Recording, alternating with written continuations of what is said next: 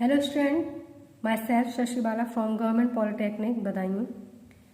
और आज का जो हमारा टॉपिक है that is curtain coating. It is also a non atomised technique of coating. तो जस्ट लाइक जो हमारी रोलर कोटिंग थी, डिप कोटिंग थी एंड फ्लो कोटिंग थी, उन्हीं की तरह ही हमारी जो कर्टन कोटिंग है ये भी हमारी कैसी है, नॉन एटोमाइज्ड कोटिंग टेक्निक है। तो यहाँ पर जो हम कोटिंग के बारे में पढ़ने जा रहे हैं वो हमारी लाइक कर्टेन की तरह शो होती है, यानी जो फिनोमेना आपको यहाँ पर दिखाई देगा या जो फिनोमेना आपको यहाँ पर समझ में आएगा वो हमारा किसकी तरह वर्क करेगा, एक कर्टन के समान या एक कर्टन की फॉर्म में वर्क करता है, इसलिए इसका नाम कर्टन कोटिंग दिया गया है। तो चलिए स्टार्ट करते हैं। कर्टन कोटिंग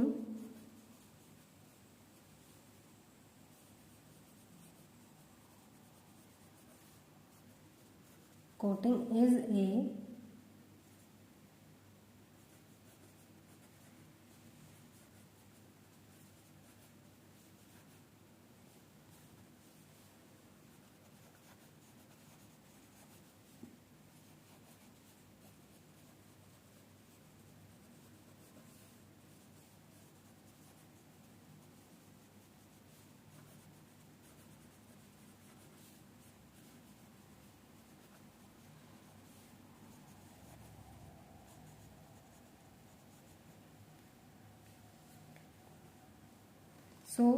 जो कर्टन कोटिंग का हमारा मेन बेसिस है that is curtain coating is a sophisticated method of pouring a continuous film of lacquer and paint over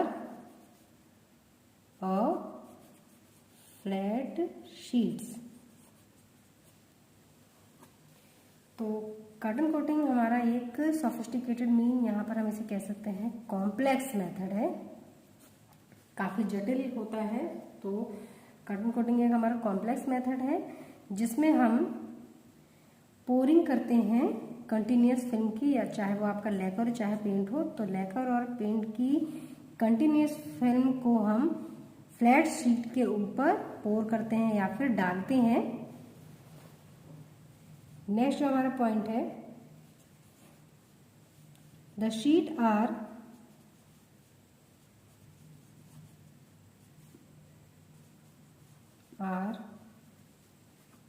conveyed, the sheets are conveyed under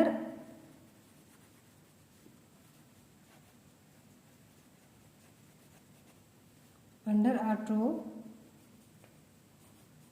with an adjustable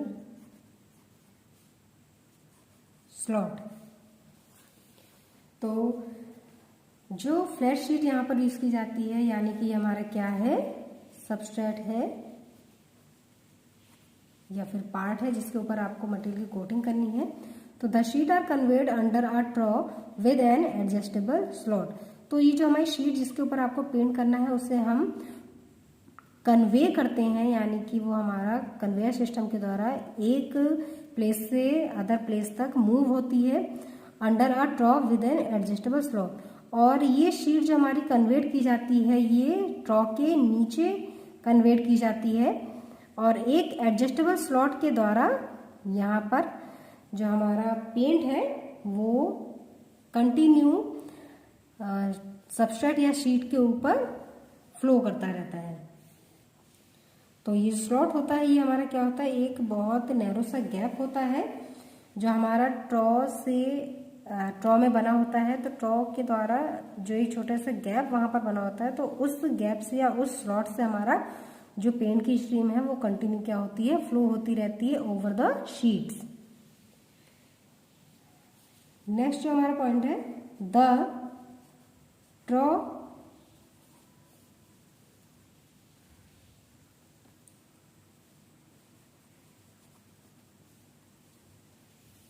act as a pouring head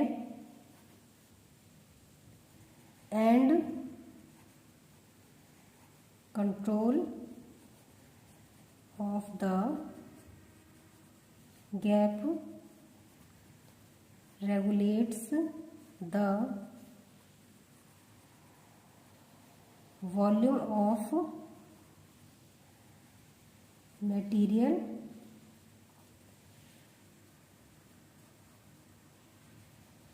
controlling the film thickness deposit on the sheets. The trough acts as a pouring head and control of the gap regulates the volume of material controlling the film thickness deposit on the sheet. तो जो next हमारा point है, इसमें हम जो हमारा ट्रॉ है वो ट्रॉ किस तरह से एक्ट करता है और किस फॉर्म में एक्ट करता है, किस तरह से वो सारी चीज़ों को कौन कौन से पैरामीटर्स को रेगुलेट करता है, कंट्रोल करता है, ये सारी चीज़ें हम इसमें समझेंगे। तो देखिए यहाँ पर जो ट्रॉ है वो हमारे एक पोरिंग हेड की तरह एक्ट करता है, यानी कि ट्रॉ से ही आपका जो पेंट मटेरियल है वो क्या होता है, सबस्ट्रेट के ऊपर पोर होता है, यानी कि जो कंटिन्यूस पेंट की फिल्म है वो आपकी सबस्ट्रेट के ऊपर डाली जाती है। तो ये जो हमारी कंटिन्यूस पेंट फिल्म होती है जो सबस्ट्रेट के ऊपर पोर की जाती है, तो इस वजह से ये ट्रॉ हमारा एक पोरिंग हेड की तरह वर्क करता है और ये कंट्रोल करता है उस गैप को, यानी जो यहाँ पर आपका जो ट्रॉ है उसमें मैंने आपको बताया था एक स्लॉट दिया होता है और उस स्लॉट के थ्रू आपका जो पेंट है वो कंटिन्यू फ्लो होता है सरफेस के ऊपर। तो इस गैप के थ्रू ये जो ट्रॉ में आपको एक गैप दिया होता है, जो स्लॉट दिया होता है, तो ये ट्रॉ क्या करता है, इस गैप को मटेरियल के वॉल्यूम के लिए रेगुलेट करता है, यानी कि आपको मटेरियल का कितना वॉल्यूम कंटिन्यू प्रोवाइड करना है सरफेस के ऊपर, तो उसे हम इस गैप के थ्रू मेंटेन करते हैं, रेगुलेट करते हैं। और ये गैप आपका ट्रॉ के द्वारा रेगुलेट किया जाता है कि ट्रॉ में आपको कितना गैप बनाना है, यानी कि according to different kinds of paint आपका ये स्लॉट इसमें बनाया जाता है। तो जैसा आपका पेंट होगा या फिर जैसी उसकी विस्कोसिटी होगी उसके अकॉर्डिंग जो आपका स्लॉट होता है वो भी डिफरेंट डायमेंशंस का ट्रॉ में सेट किया जाता है और उस गैप के थ्रू ही आपका जो मटेरियल का वॉल्यूम है वो भी रेगुलेट किया जाता है। नेक्स्ट जो पॉइंट है that is controlling the film thickness deposit on the sheet. और मटेरियल के वॉल्यूम के रेगुलेट होने की वजह से या कंट्रोलिंग होने की वजह से जो आपकी फिल्म थिकनेस जो शीट के ऊपर डिपॉजिट होती है, यानी जो एक लेयर बनती है पेंट फिल्म की, तो जितनी वो डिपॉजिट हो रही है शीट के ऊपर उसकी थिकनेस को भी हम इसके द्वारा कंट्रोल कर सकते हैं।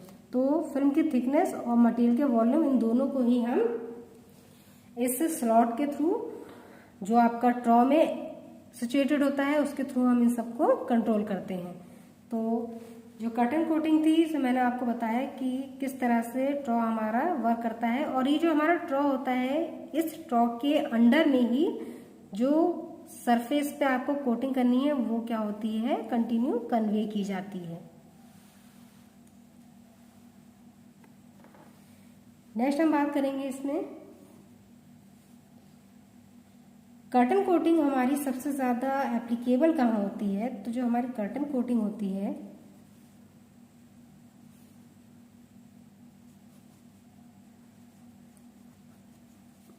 Works well for coating flat sheets of metal और वुड।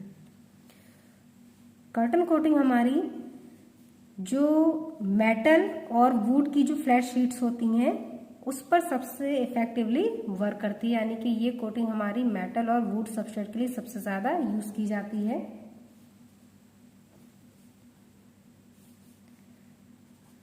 इसके साथ ही जो हमारा कर्टन कोटिंग जिसमें अभी हमने एक ट्रॉ की बात की और जो शीट हमारी यूज की जा रही है वो एक कन्वेयर के द्वारा आगे बढ़ती है। तो ये अभी इसमें हमने समझा। अब जो आपकी इस कोटिंग में जो नेक्स्ट आपका कंटेंट ऐड होने जा रहा है वो भी हमारा क्या होता है, एक कन्वेयर होता है। तो यहाँ पर हम एक सेकंड कन्वेयर का भी यूज करते हैं। तो जो सेकंड कन्वेयर है, a second conveyor moves the coated panel away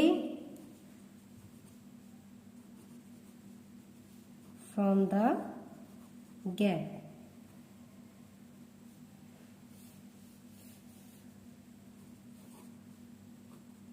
In some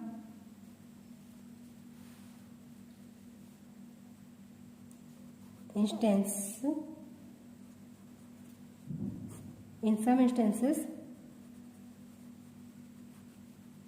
moisture containing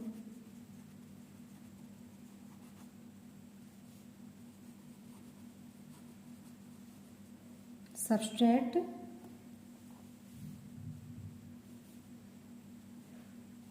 are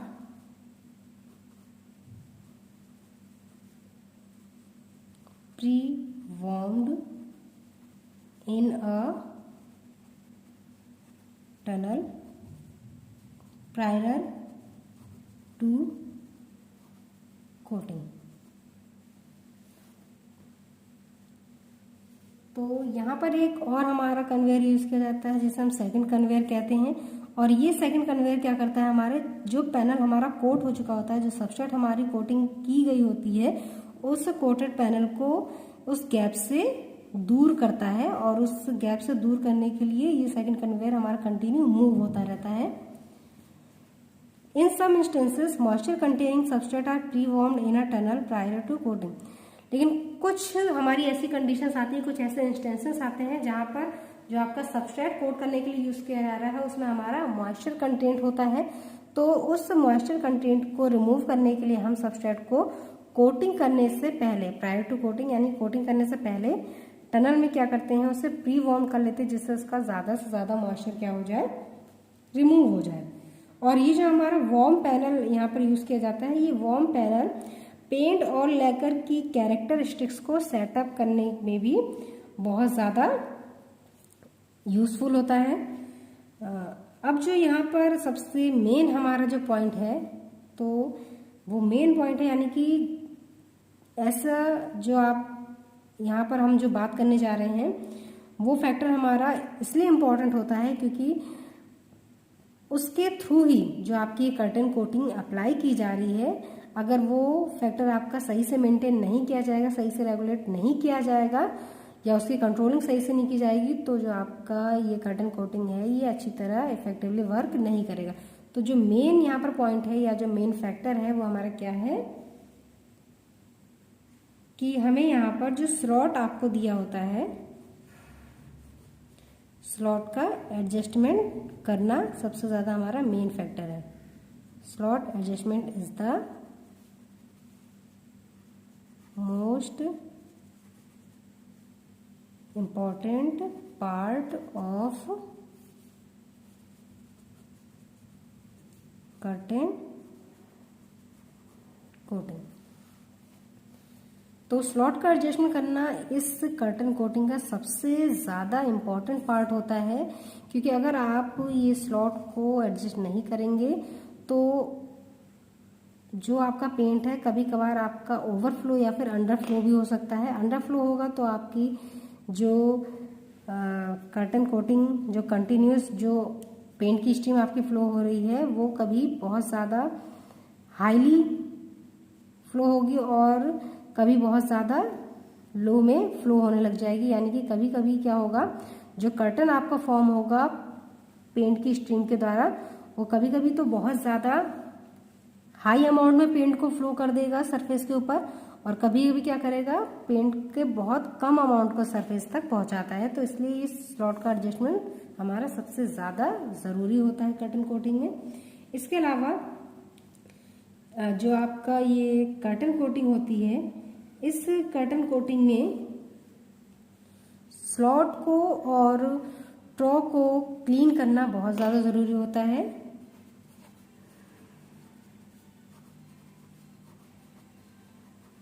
clean the straw and slot. Straw और स्लॉट को क्लीन करना हमारा इसलिए ज़रूरी होता है कि अगर आप स्ट्रॉ और स्लॉट को क्लीन नहीं करते हैं, यानी कि जो आपका सरफेस है जिस पर आपको कोटिंग करनी है, अगर उस पर कोई भी आपके कंटेमिनेटेड पार्टिकल रह जाते हैं या फिर आपका सरफेस क्लीन नहीं किया जाता है पूरी तरह से और उस पर जब आपकी कोटिंग होती है तो कर्टन कोटिंग में हमारे एक तो हमारा ट्रॉ यूज़ किया जाता है जो हमारा एज अ पोरिंग हेड काम करता है, और एक हमारा जो ट्रॉ होता है वो एज अ रिजर्वॉयर वर्क करता है। तो पोरिंग हेड के थ्रू हमारा जो पेंट की स्टीम है वो सरफेस तक जाती है और सरफेस पर एक कोटिंग अप्लाई करने के बाद जो एक्सेस अमाउंट ऑफ पेंट होता है वो आपका क्या होता है, सेकेंड ट्रॉ में जो रिजर्वॉयर होता है उसमें फ्लो होने लग जाता है और फिर वो रिजर्वॉयर से दोबारा पंप के थ्रू हमारा पोरिंग हेड वाले ट्रॉ में भेज दिया जाता है। तो इसकी वजह से क्या होता है, अगर आपकी सरफेस पूरी तरह से क्लीन नहीं है, कोटेड पैनल पूरी तरह से क्लीन नहीं है, तो उसमें जो भी आपके डस्ट पार्टिकल, ऑयल या डर्ट पार्टिकल हैं वो भी क्या होंगे, पेंट के साथ साथ रिजर्वॉयर में जाएंगे और जब पंप के थ्रू दोबारा से पोरिंग हेड में आपका पेंट जाएगा तो वो कंटामिनेटेड पार्टिकल फिर से पेंट के साथ मूव होने लग जाएंगे, जिससे क्या होगी, जो आपकी एक कर्टन बन रही है, जो इवन थिकनेस की पेंट स्टीम से जो एक कर्टन आपकी बन रही है वो कर्टन क्या होगी, बीच में ही ब्रेक हो जाएगी। इसलिए क्लीनिंग करना ट्रॉ और स्लॉट की बहुत ज़्यादा इंपॉर्टेंट होती है। अब यहाँ पर मैं अगर इसे फिगर के द्वारा समझाऊं तो यहाँ पर अगर फिगर से हम समझें तो देखिए यहाँ पर मैं फिगर को बहुत ज़्यादा अच्छा से तो नहीं बना रही हूँ, तो सिंपली मैं इसे रफली बना दे रही हूँ। तो कोशिश करिए कि आपको ये ज़्यादा से ज़्यादा अच्छी तरह से समझ में आए।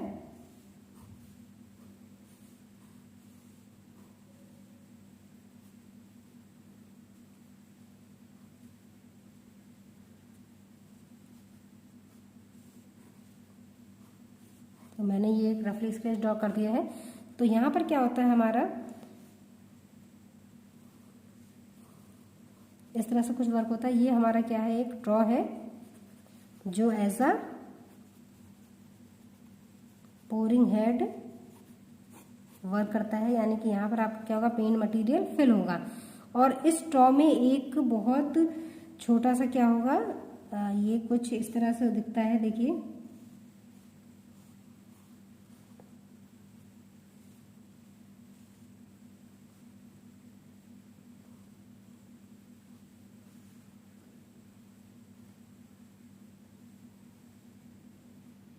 तो ये जो एक नैरो ओपनिंग है, ये नैरो ओपनिंग हमारी क्या कहलाती है, स्लॉट।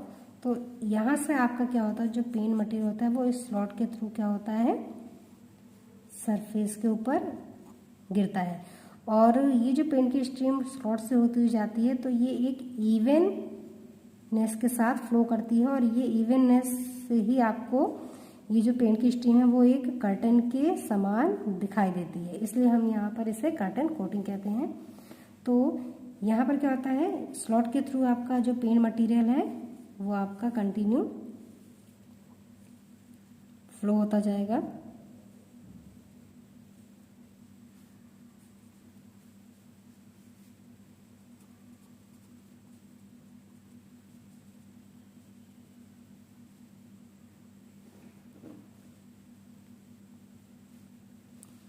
तो यहाँ पर जैसे स्लॉट से आपका पेंट की स्ट्रीम फ्लो होना शुरू होती है तो वो मैंने अभी आपको बताया कि एक कर्टन की समान हमें वो दिखाई देती है। तो ये कंटिन्यू क्या होती है, ये आपका एक कन्वेयर होता है जिसे हम फर्स्ट कन्वेयर कहेंगे और ये हमारा क्या होता है, सेकंड कन्वेयर। ये हमारा क्या हो जाता है, ये भी हमारा ट्रॉ है लेकिन इसे हम क्या कहते हैं, रिजर्वॉयर।